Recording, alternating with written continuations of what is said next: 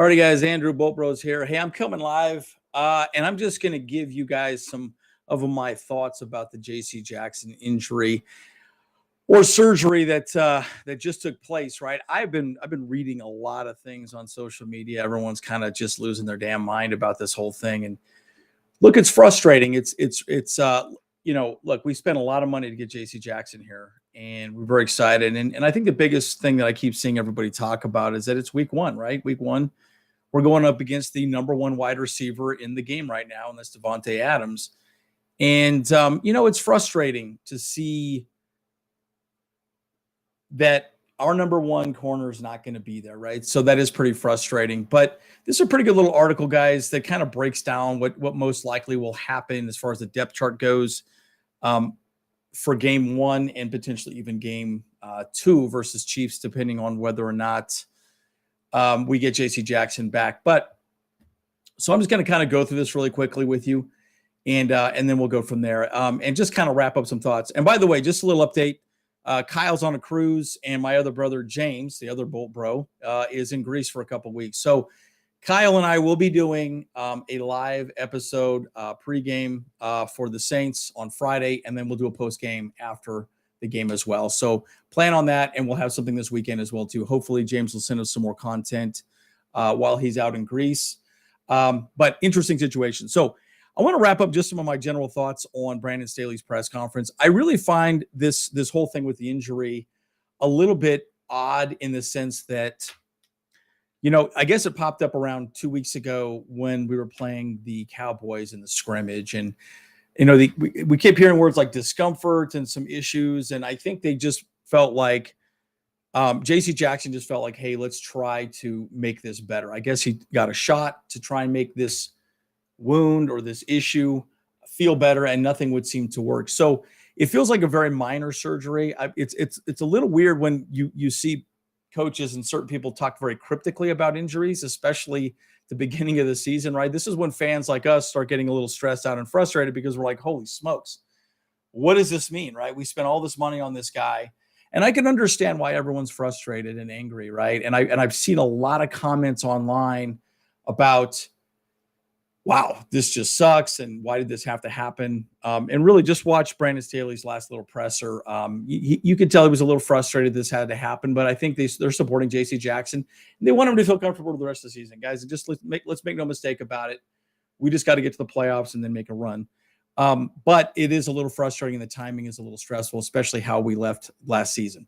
So how does it play out moving forward? And I'm going to give you some other thoughts on how I think we're going to probably play the Raiders week one. With J.C. Jackson out. So Michael Davis will most likely take that number one spot. And again, a lot of people, this article is excellent. I mean, I really like the way it broke it down. By the way, Michael Davis has shown a lot of good moxie this season in preseason. And notice he's played a lot. He's been out there a lot this season, guys, right? He is out there working his butt off to show that he can actually be a number one, right? And so I'm excited to see that because, I think there was a lot of question marks there, right? And I know Brandon Staley jumped on him quite a bit about not stepping up and being that guy. So it's good to see Michael Davis probably going to be the starter. I think he will be the guy against Davante Adams. What that will probably mean, though, guys, just strategically, I would think that we'll probably have one of our safeties shade him up top just to make sure that he doesn't get loose. They will have two eyes on Davante Adams the entire game, I promise you. So that will most likely mean Asante Samuel's on the other side, most likely taking Hunter Renfrow, which I think is going to be an interesting matchup. I hope Asante can do it, right? I think, guys, we all know he's got the talent. We all know he has the talent, right? He had injuries last season. That's the concern I have. And, I think he can do it. He's looked very good in camp, and he's looked very good moving forward so far this year. He's a little bit, undersized to some degree, but man, he's got the speed. He knows what he's doing out on the field. So I just really hope he can put it together. That really seems like the matchup that makes sense to me. And then Bryce Callahan will most likely play the slot. And I think that makes sense, right? Because Bryce, I think, is very good in the slot. I mean, a lot of people were talking about potentially, Asante Samuel taking that role, but I do think because of this J.C. Jackson injury, it'll most likely be Asante Samuel on the other side. Bryce will play the slot. So it's going to be interesting to see how that plays out. So that's the 5 you know, the 5-1-5 scenario is really what that's going to look like. Now, I want to add a little wrinkle to that.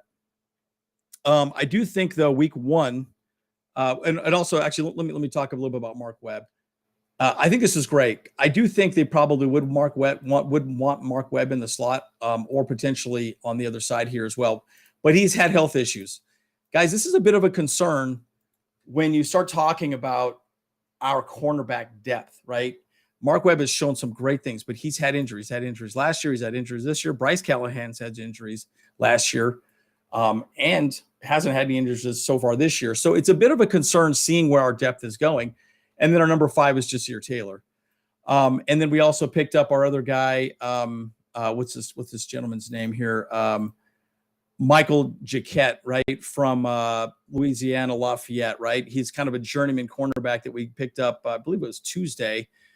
Played for the Eagles, then Jacksonville, pretty much a journeyman corner, right? And again, you recall, we let Tavon Campbell go, right? So it's really interesting seeing how that played out. Like, they saw that much bad with Tavon Campbell to go out and get a guy that's pretty much shown he's pretty much just a depth corner.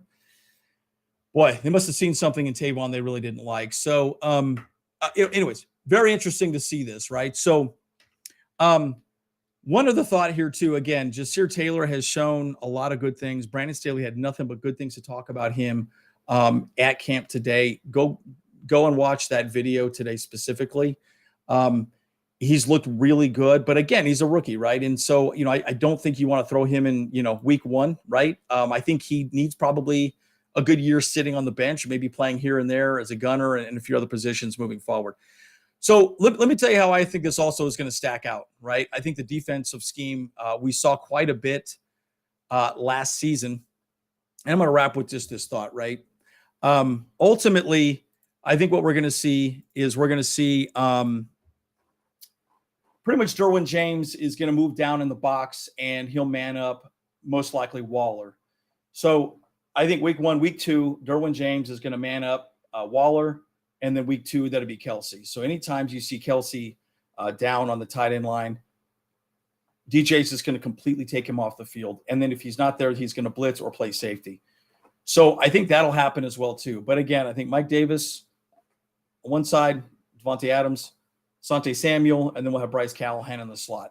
So what do you guys think? Are you guys nervous? Give me some thoughts. Am I crazy? What do you guys think moving forward on this? I mean, it's a little bit of a scary situation, right? Because we spent so much money on J.C. Jackson, but I do think we have the depth to make this happen. So, again, I think that's where it stands now. This is an excellent article. If I was you guys, I would just read it. Again, I know a lot of people are super nervous and super stressed out about this week 1, week 2. Again, I understand why, right? Because these are 2 biggest games for the first half of the season, and it would be really nice to be 2-0. So, losing J.C. Jackson's a big blow.